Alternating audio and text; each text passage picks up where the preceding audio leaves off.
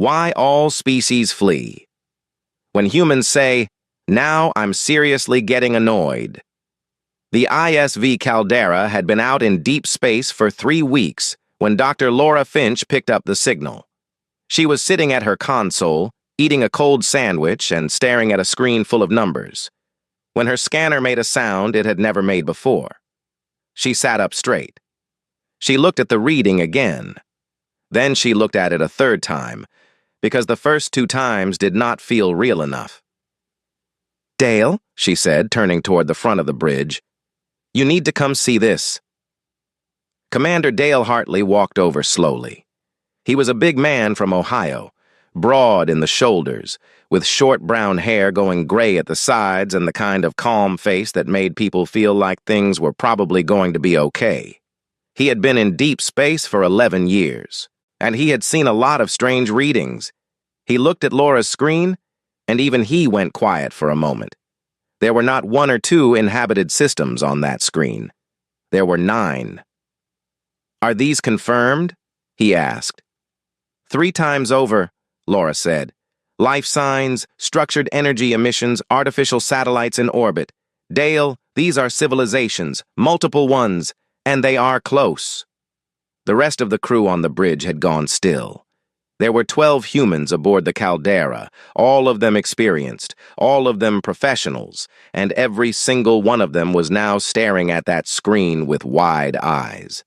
This was the kind of discovery that happened maybe once in a generation. Humanity had only made first contact once before, 7 years ago, when they joined the Galactic Cooperative. Since then, and they had been one small voice in a very large room full of species that had been out in space for centuries. Now Laura had just found 9 more rooms. Dale straightened up. "Send a contact signal on the Cooperative's standard frequency. Let them know we are a survey vessel and we come with no hostile intent." He paused. "And someone make a fresh pot of coffee." The signal went out. The response came back in under 4 minutes, which told Dale that whoever was on the other end had been watching them for a while already. The species that answered called themselves the Vreth. The translation program on the Caldera took a few seconds to process their language, and when it did, the voice that came through the speakers was clipped and sharp, like someone snapping small sticks in half, one after another. And the Vreth representative identified himself as Administrator Chorvex, and he did not say hello. He did not say welcome. The first thing he said was that the ISV Caldera was in restricted space, and that this was a serious violation of galactic law. Dale blinked once. Then he smiled in the easy, patient way he always smiled when something annoying was happening. "Administrator Chorvex," he said, "my name is Commander Dale Hartley of the ISV Caldera, operating under the flag of the Galactic Cooperative. We are a survey vessel on a routine cartographic mission. We had no record of this region being marked as restricted space.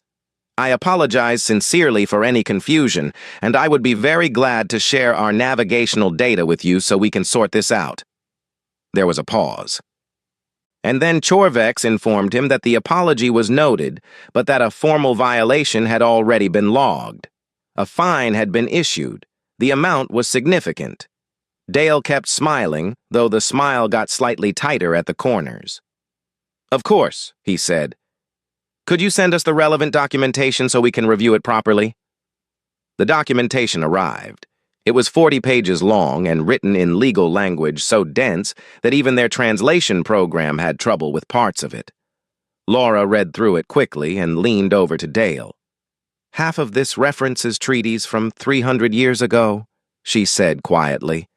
"They knew we couldn't have known about this space. The boundary markers are not listed in any cooperative database we have access to." Dale nodded slowly. He kept his voice perfectly pleasant when he replied to Chorvex. Thank you for the documentation. We will review it fully and respond through the proper channels. Again, we meant no offense, and we are happy to cooperate in any way we can." There was another pause. Then Chorvex issued a second fine. The second fine was for the act of sending a contact signal without prior authorization, which, according to a subclause buried on page 31 of the documentation, required a permit that had to be applied for at least 40 standard days in advance. The crew on the bridge looked at Dale. Dale took a breath through his nose. He let it out slowly. "Understood," he said. "We'll note that for the future."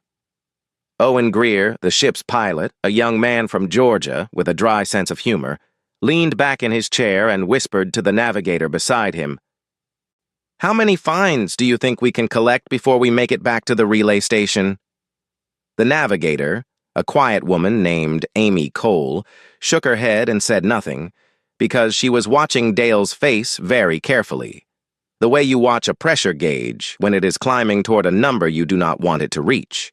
The exchange with Chorvex continued for another 30 minutes. By the end of it, the Vreth had also informed the Caldera that their navigational data, the full record of their journey into this region, was being flagged for confiscation as evidence in the violation case. A data transfer request came through, and Dale authorized it, because refusing would have made things worse. The Caldera's journey, every scan, every log entry, every course correction, all of it was now in Vreth hands. Then, as the channel was about to close, one final notice came through. A Vreth customs officer was being dispatched to conduct a biological contaminant inspection. "Standard procedure," Chorvex said. The officer arrived via a small automated pod 20 minutes later, moved through the Caldera's cargo bay without much interest in anything, and on the way out, picked up a sealed canister sitting on the break room counter. It was the crew's coffee, all 4 kilograms of it. A special blend that Laura had brought from a small shop in Portland and had been rationing carefully for 3 weeks. "That is our food supply," Dale said, still in a perfectly calm voice. "Biological contaminant sample," the officer said through the translator, and the pod left. There was a very long silence on the bridge of the ISV Caldera. Owen looked at his console. Amy looked at hers. Laura looked at the empty counter in the break room doorway and then looked at Dale. Dale was standing with his hands clasped behind his back, looking out the forward window at the stars. His jaw was set. His expression had not changed, not exactly, but something behind his eyes had shifted in a way that was hard to describe. It was not anger. It was something quieter than anger, and somehow more serious. "Log everything," he said at last. "Every communication, every fine, every item they took, all of it goes in the official record." "Already doing it," Laura said. At Meridian Prime, the Galactic Cooperative's main relay station in this sector, a small reptilian creature named Savek was monitoring the exchange from his post as a xenodiplomacy observer. It was his job to watch interspecies contact events and write reports on them. He had been studying humans for 2 years. He thought he understood them reasonably well. He opened his log and wrote, "Human commander was cooperative throughout. Responded to each provocation with restraint and courtesy. Species displaying high tolerance threshold. Note, the humans had their food taken. The commander did not react. This is either very good self-control, or it is the kind of patience that has an end I cannot yet see." He paused. Then he underlined that last sentence 3 times, saved the file, and went to make himself some tea, moving with the slightly faster steps of someone who has just realized they may be watching the beginning of something. Why all species flee. When humans say, "Yet now I'm seriously getting annoyed." 3 months after the ISV Caldera limped back into charted space with 2 unpaid fines, a confiscated data record, and no coffee, Commander Dale Hartley sat down and wrote a formal diplomatic complaint.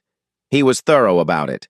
He took 2 full days to get it right, cross-referencing every cooperative treaty he could find, checking every date, making sure every word was careful and correct.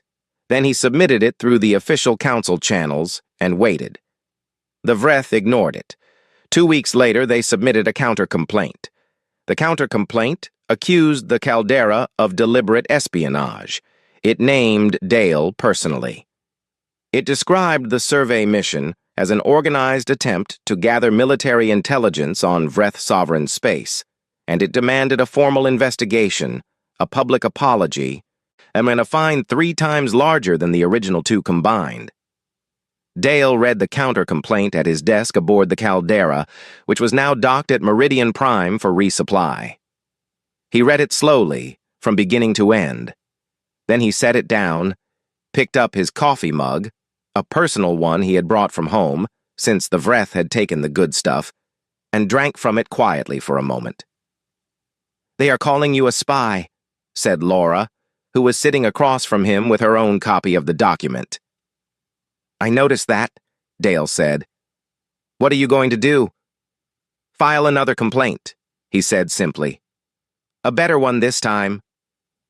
Laura looked at him for a long moment. He looked back at her with that same steady expression he always wore, the one that told you nothing was broken yet. Everything was still under control, and they were going to handle this the right way. She nodded and went back to her notes. In the following weeks, Dr. Laura Finch did something that changed the situation considerably. She published her research.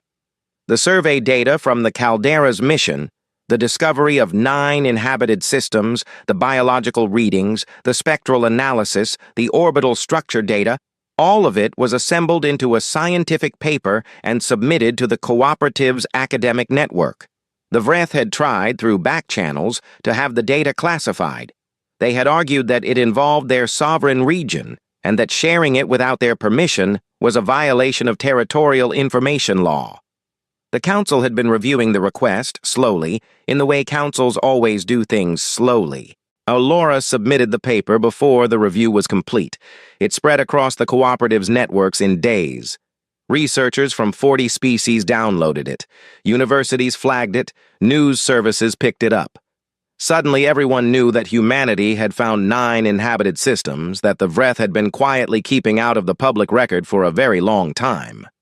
The Vreth filed 3 more complaints in a single week. At Meridian Prime, the council chambers were beginning to fill with attention that had not been there before. Ambassadors who normally spent the long council sessions half asleep in their chairs were now sitting up straighter. A Keth ambassador, a tall, feathery creature with amber eyes and the slow movements of someone who had lived a very long time. Lo pulled a colleague aside in the corridor after one session and spoke to her quietly for a long time. Neither of them looked happy. The Dovari, who moved slowly in body but very quickly in mind, had already begun their own quiet research. Their species was old, older than the Cooperative itself, older than most recorded galactic history. They had files on every species that had ever caused significant change in the balance of power, going back further than most civilizations had written records. They pulled those files and began reviewing them, comparing notes across their council. What they found made the eldest Dovari council member go very still for a very long time. Into all of this walked Carter Flynn. He was 31 years old, from a small town outside Nashville, Tennessee, and he had been sent to Meridian Prime by the Human Diplomatic Corps to handle what his briefing document described as an escalating but manageable territorial dispute. He arrived carrying a thermos of coffee, a canvas bag full of legal pads, and a calm, alert expression that made him look like a graduate student who had just found a very interesting problem to solve. He was not loud. He was not dramatic.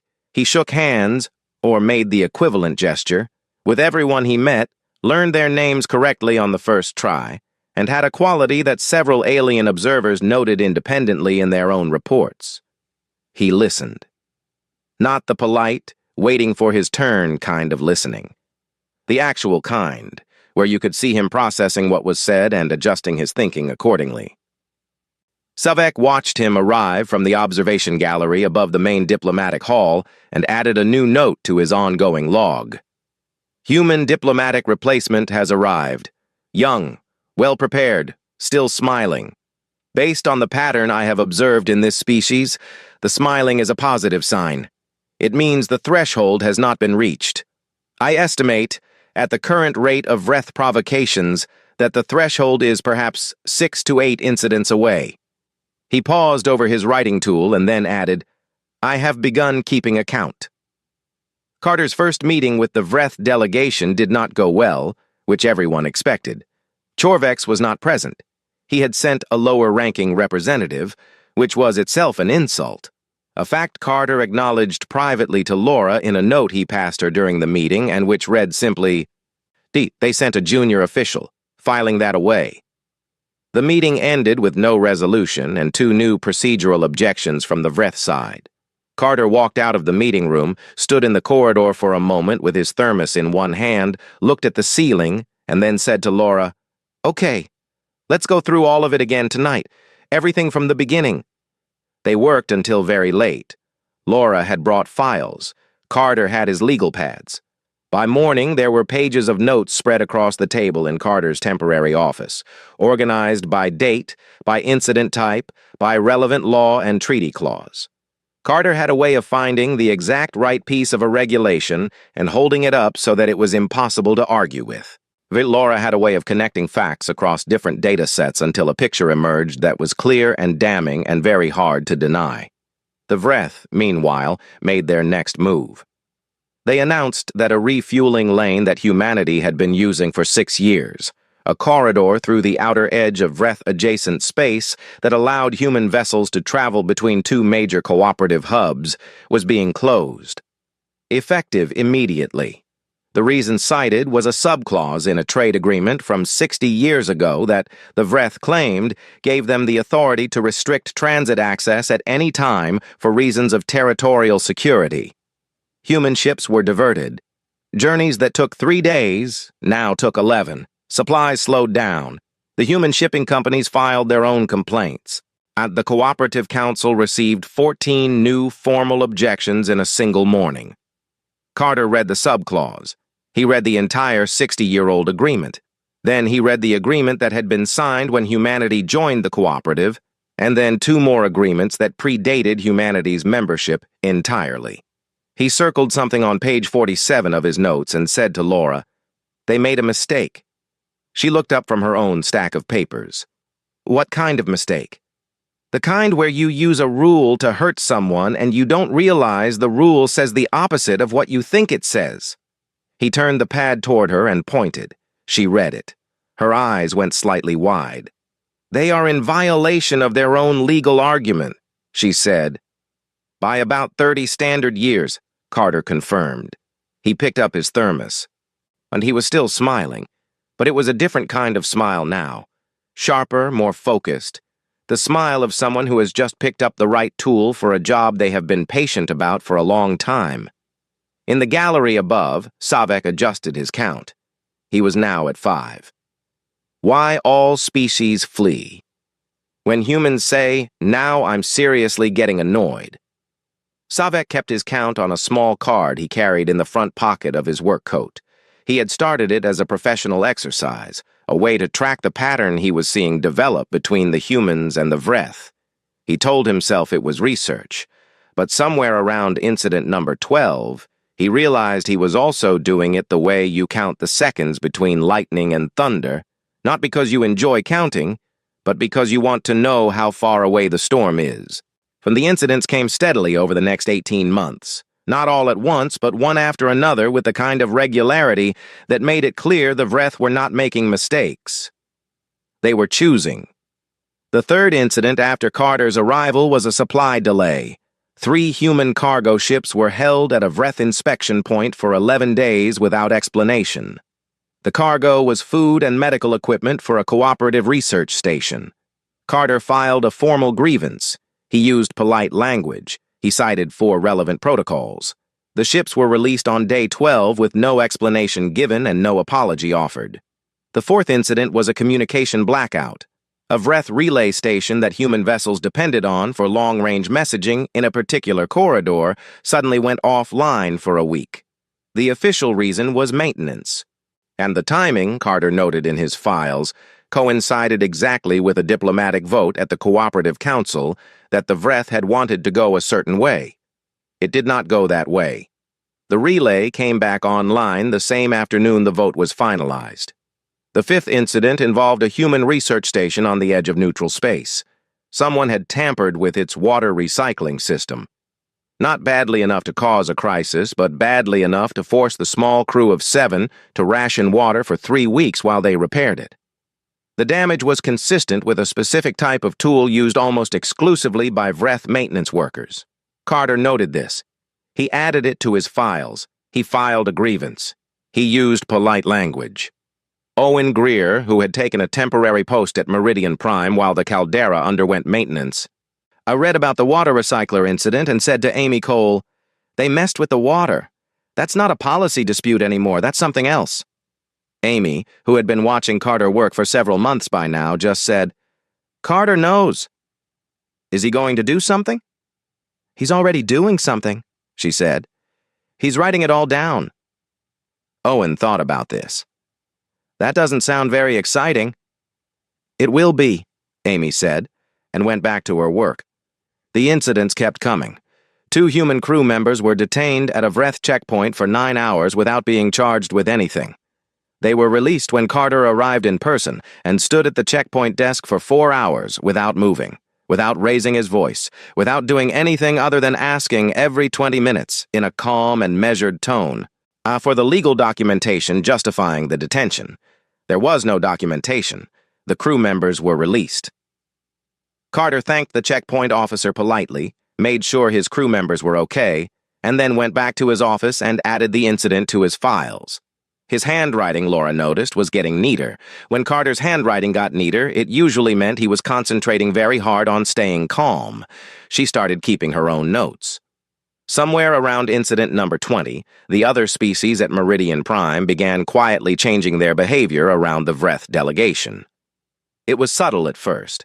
Ambassadors who had previously sat near the Vreth during council sessions began choosing seats on the other side of the room. The invitations to joint functions that the Vreth extended to other delegations started coming back with politely worded regrets. The Keth ambassador, who was old enough to have seen several significant interspecies conflicts in her lifetime, stopped attending any event where both the Vreth and the human delegation were present at the same time.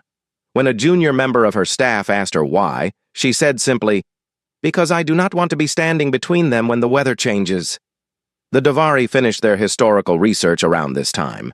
The eldest council member sent a private message to 3 other senior species with a simple recommendation. Review the Human Historical Archive. Pay particular attention to the period between 500 and 100 years before their space age. Look at the conflicts. And look at how they started, how long they continued, how they ended. Then consider whether you want to be on the wrong side of what is developing at Meridian Prime. 2 of the 3 species updated their diplomatic positioning within a week. The Vreth, meanwhile, seemed to be getting bolder. On Incident 31, a Vreth official referred to the human crew members at Meridian Prime as soft-skinned cattle during a closed-door session that the Vreth believed was fully private. Laura Finch had already broken their internal communication encryption 6 weeks earlier, not illegally, because she had done it through a loophole in the cooperative's shared network agreement that technically made all communications on the station's common frequency accessible to any member species with the right translation software. Or she had spent 2 weeks writing the software. She had not told anyone she was doing it, because it was not against any rule, but she also knew some people might think it was aggressive. She sent the translation to Carter in a message with the subject line, FYI. Carter read it. He was sitting in his office with a cup of coffee and a legal pad. He set the message down. He drank some coffee. He stared at the wall. There was a long silence in the room. Then he picked up his pen and wrote something on the legal pad in large, careful letters. Laura leaned over to read it. It said, "Begin compiling everything. We need a complete case. Every incident, every violation, every date and time. All of it in order." She stood up. She looked at him. His expression was the same as always. Steady, even, unremarkable on the surface. But she had been working with him for long enough to know the difference between Dale Hartley's kind of patience and Carter Flynn's kind of patience. Dale's patience was something you kept for its own sake. Carter's patience was something you kept because you were building toward something, and you did not want to move until you had everything you needed. She went to find Owen and told him quietly to keep the ship's engines warm. The incidents continued. On Incident 40, A Vreth administrator publicly questioned at a council session whether humanity was advanced enough to have full voting rights within the cooperative, suggesting that species with fewer than 50 years of space travel were, in his words, culturally incomplete. Carter sat through this and said nothing, which frightened Savek more than any response would have. Savek updated his count and moved it to a new card because the first one was getting full. Then came Incident 47. It was a Tuesday. A small memorial service was being held in one of Meridian Prime's common areas for a human crew member who had died in an equipment accident aboard a supply vessel 3 weeks earlier. The accident had been investigated. The investigation had found that a pressure valve had been improperly calibrated specifically by a maintenance team that had worked on the vessel during its last docking at a Vreth station. Carter had this information. He had confirmed it quietly through 3 independent technical reviews. He had not released it publicly yet because he was waiting until he had everything in order. During the memorial, a Vreth administrator named Brovesh, who had been at Meridian Prime for only 2 months and apparently had not been briefed about the count on Savek's card, sent a public message on the station's general network referring to the memorial as a performance and suggesting that humans held excessive ceremonies for events that other species handled with appropriate efficiency. The message was read by every person on the station. Carter was standing at the back of the memorial hall when someone quietly showed him the message on a datapad. He read it. He was still. He closed his eyes for 3 full seconds. The room around him was very quiet. When he opened his eyes, Laura was already standing at the door with her files under her arm. Owen was not there, because Owen was already on his way to the ship. Carter handed the datapad back, and he straightened his jacket. He looked at nothing in particular for a moment, and then, in a voice so quiet and even that it was somehow worse than shouting, he said, "All right, now I'm seriously getting annoyed." Every alien within range of a translator that was tuned to the human diplomatic frequency heard those words at the same time. In the gallery, Savek was already standing up. In the corridor outside, 2 Keth officials who had heard it through their earpieces looked at each other and began walking faster, without discussing why. The Dovari eldest council member, in his chamber far across the station, received the audio capture of the moment 11 minutes later. He listened to it once. Then he sent a single-line message to every Dovari diplomat on Meridian Prime. It said, "Move away from the Vreth delegation. And now." Why all species flee. When humans say, "Now I'm seriously getting annoyed," nothing blew up. That was the first thing the other species at Meridian Prime noticed, and it unsettled them in a way that an explosion would not have. An explosion was understandable. An explosion had a shape, a size, an end. What happened instead had none of those things, and as the hours passed and turned into days, the alien delegations watching from a careful distance began to realize that they might have misunderstood humans in a very fundamental way. They had expected anger. They had been watching for it, braced for it, the way you brace for a loud noise after you see the flash. But what came out of Carter Flynn's office in the 72 hours after the memorial was not anger.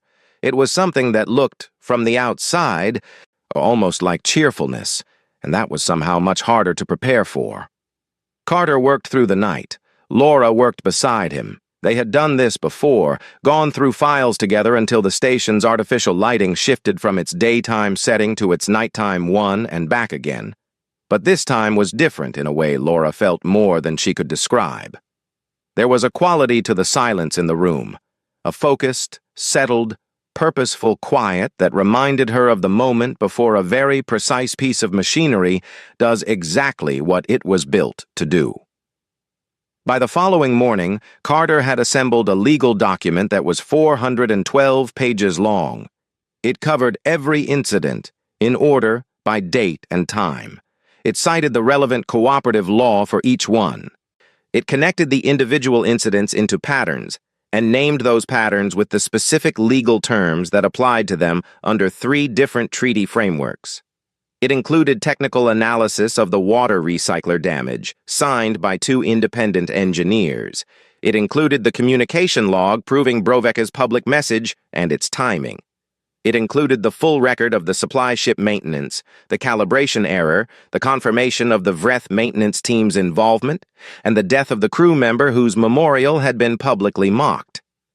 It included the confiscated coffee canister from day 1, itemized as a specific violation of cooperative customs law with the exact regulation number, and a footnote that politely explained that yes, this was being included, and yes, it was technically a violation, and no, Carter was not dropping it.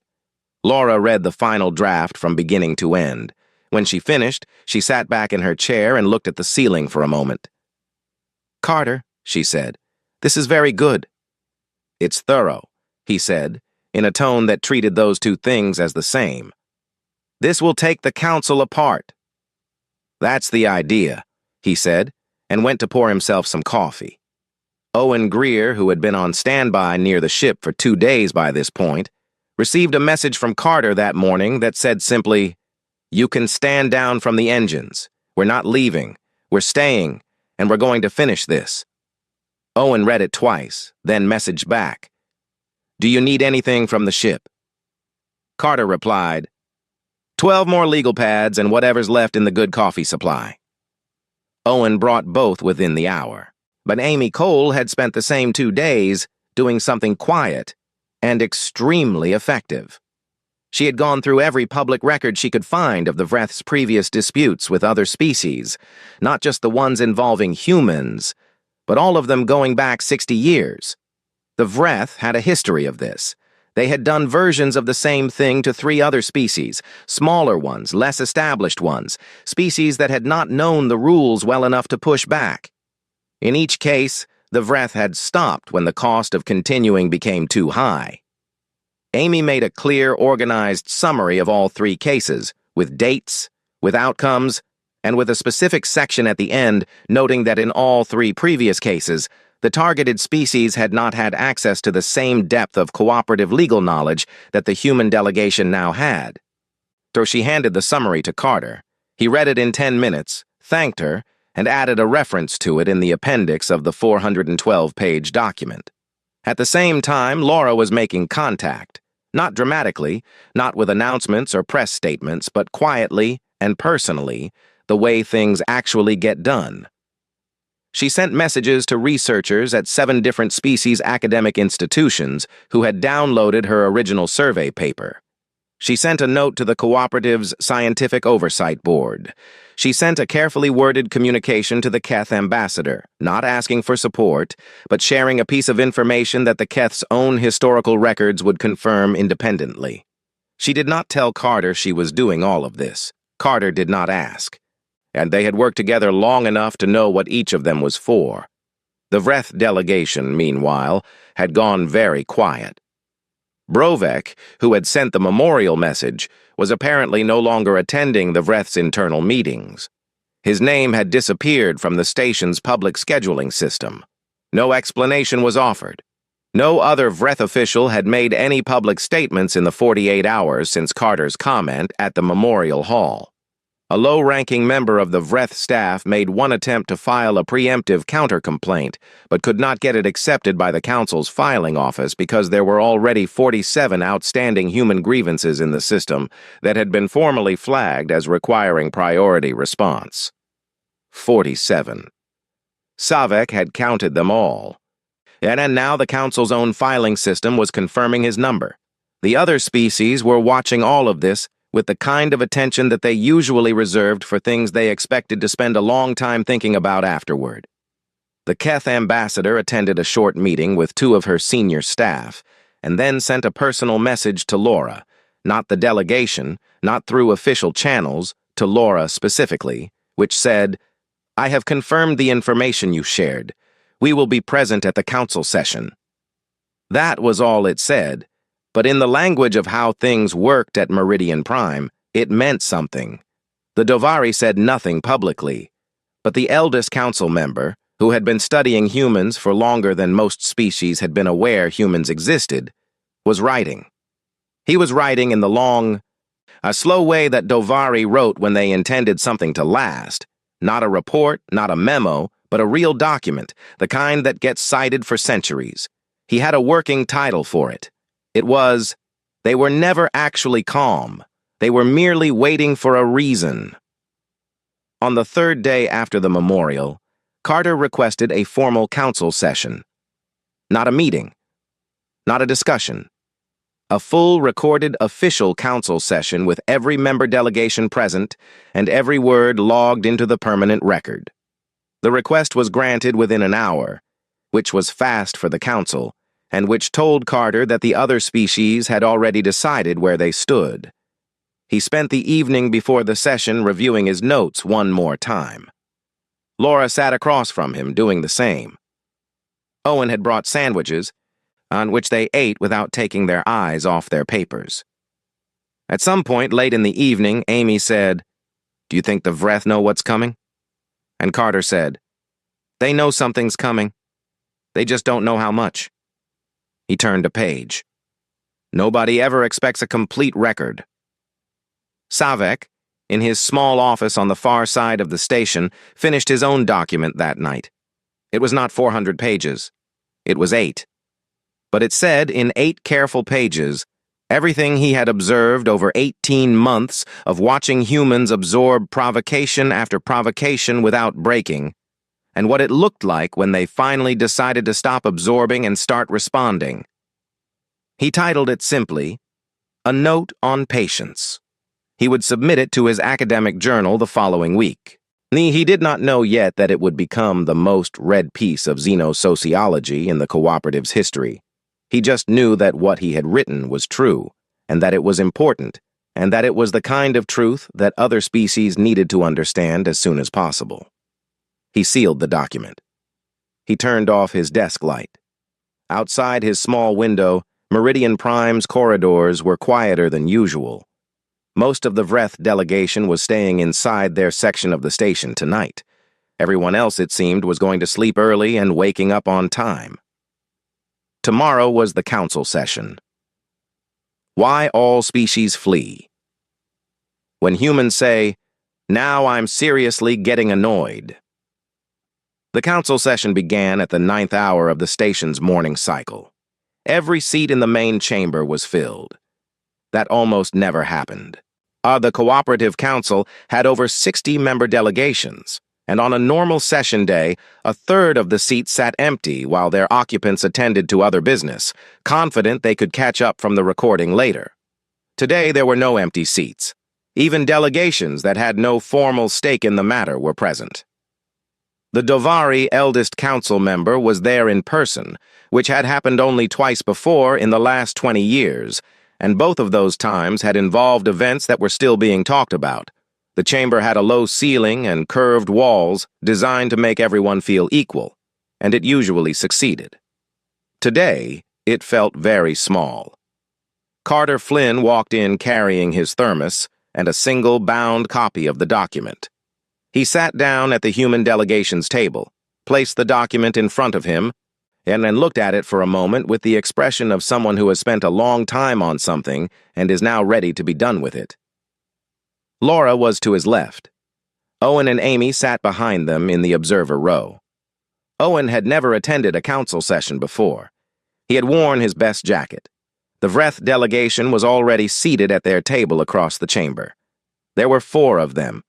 They did not look at the human delegation directly.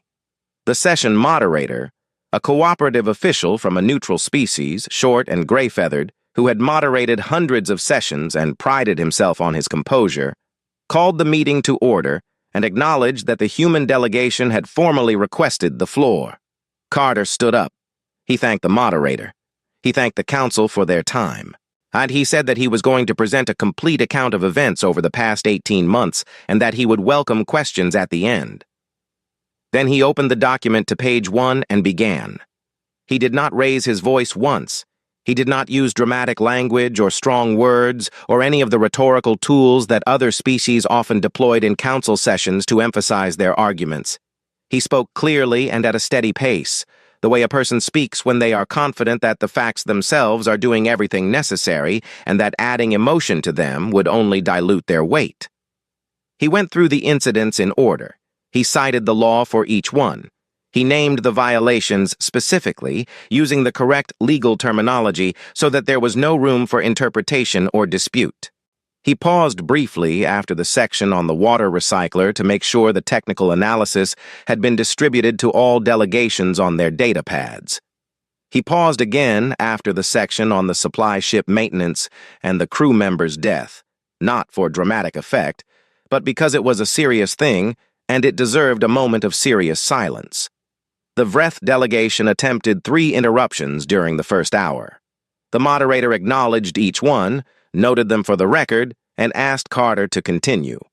When Carter reached the section about the detention of human crew members at the checkpoint, he described exactly how long they had been held, exactly what documentation had been requested and not provided, and exactly what relevant cooperative law required in such situations. A small murmur ran through the chamber, and several delegations were now leaning forward. When he reached the section about the refueling lane closure, he described the 60-year-old subclause the VRETH had cited, and then he described, in calm and specific terms, why that subclause did not actually give them the authority they had claimed, why the interpretation they had used contradicted a more recent treaty that superseded it, and how the lane closure had therefore been unlawful from the moment it was announced. He referenced the page numbers of both documents. He suggested that any delegation that wanted to verify this could do so during the break. 6 delegations visibly marked something on their data pads at the same time. When he reached the section about the public communications describing human crew members as soft-skinned cattle, he simply read the statement into the record, cited the relevant cooperative protocol on dignitary conduct, and moved on without comment. He did not need to add anything. The chamber added its own reaction in the form of a silence that lasted slightly longer than normal silences do.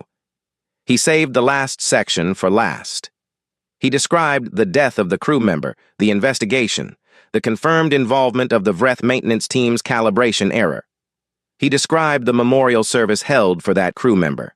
He described the public message sent by Administrator Brovek during that service. He read the message into the record. He noted the timestamp. And he noted that the message had been sent from a station-registered VRETH diplomatic device and was therefore an official act under cooperative protocol. Then he closed the document.